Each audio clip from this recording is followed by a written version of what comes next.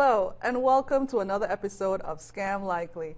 My name is Diana Ogilvy. I'm with the Cobb County Sheriff's Office, and I'm sitting here today with investigator Munoz, who's been with the Cobb County Sheriff's Office investigating fraud and all bad things in Cobb County for about 18 years.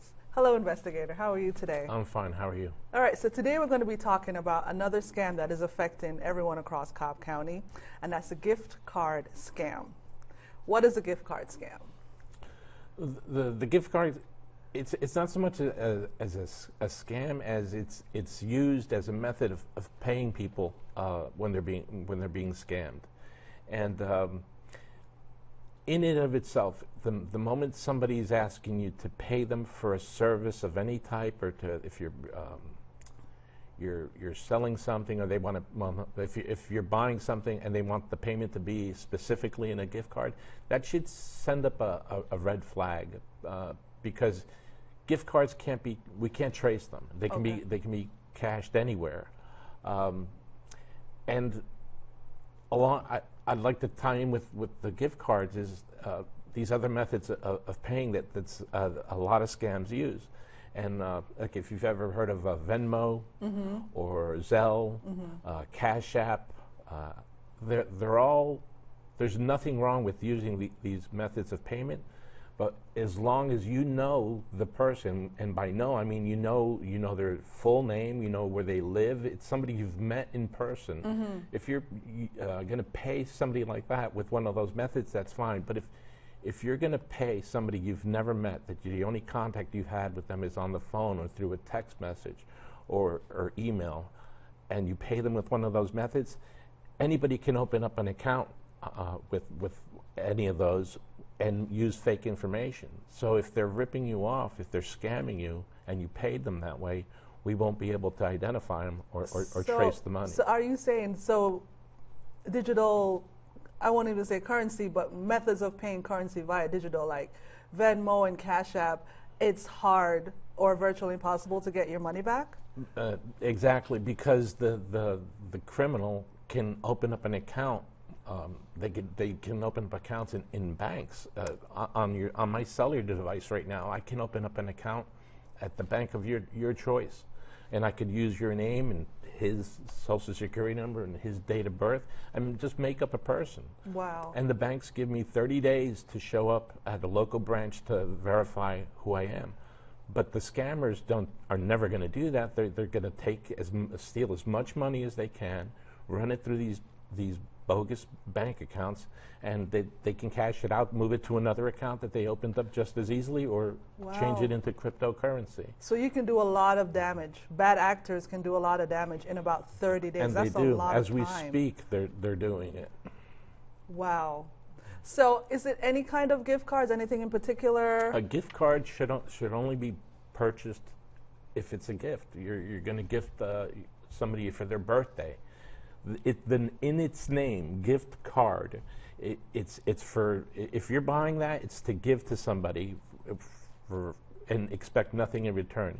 If somebody's asking you to pay them with that, and it's some type of business transaction, that should really make you question why do they want me to pay them with a gift card?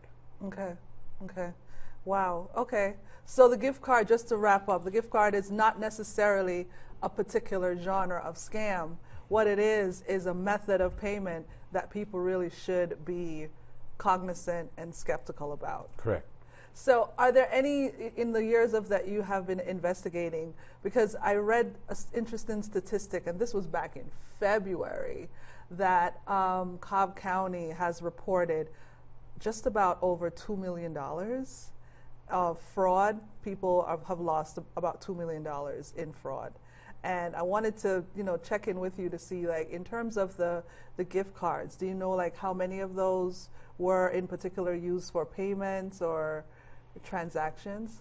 I don't have the dollar amount, but it's high. It's incredibly high. I mean, lots of times people will come in when they've fallen for one of these scams. They'll have a stack of cards and a bunch of receipts. It's so vast. As far like a dollar amount, I think that's awfully low, that number. I know we keep numbers on a weekly basis, but for like if we're talking about the how much money is being lost to fraud, I don't have the number, but I can tell you, and I'm just one investigator. And this week I've come in contact with two people, and they're approaching a $500,000. That's just two. This week? Yes, ma'am. And I can get into what some of that is about. Like yeah, get into it.